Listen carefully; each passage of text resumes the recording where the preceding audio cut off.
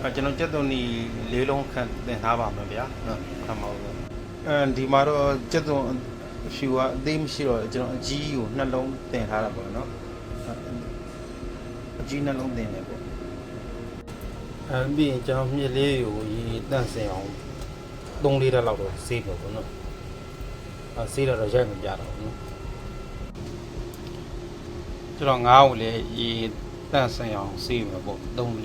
23လက်လောက်ရပါတယ်ဒီကတန့်စင်မိတာများတယ်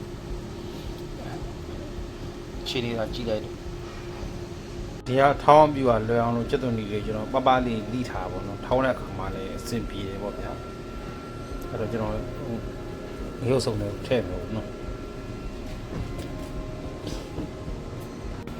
ပြီးရင်ကြက်သွန်နီထည့်မယ်ချုံမိုးလေးပါလီကပေါ့ချုံမိုးစားပေါ့နော်ပါလီကလေးထည့်ပါလေဆိုတော့ရင်စားချိုးမှုထည့်ပြီးလို့ရှင်ကျွန်တော်ငရေဦးသီးချမ်းထည့်ပါငရေဦးသီးကတော့ကျွန်တော်လှုပ်6လန့်ပြီးတော့လှော်ပြီးတော့ထောင်းထားတာပေါ့နော်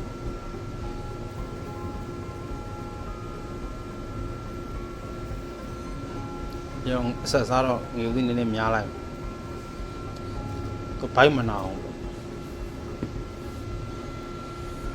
ကျွန်တော်တို့ဒီလိုမြည်ဟိုးမြည်လို့ခေါ်မှလားကျွန်တော်ဒီလိုမြည်ပဲကြိုက်မြည်ကြီးအသေးလေးတွေမကြိုက်ဘူး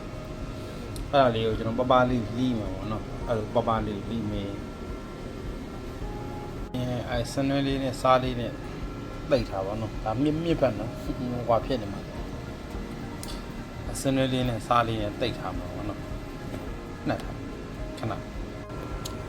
ရောင်လေးထည့်ပြီးစစ်သက်မယ်စစ်သက်ပြီးခုနထောင်းထားတဲ့ဟာလေးကိုရအောင်စက်နေခဏ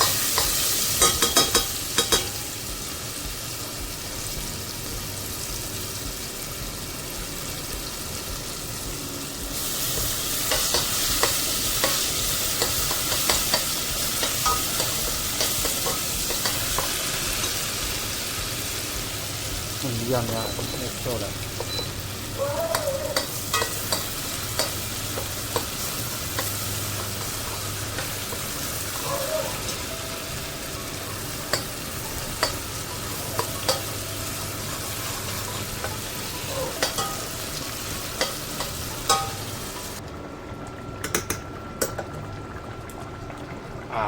ဒါဆိုရပါပြီ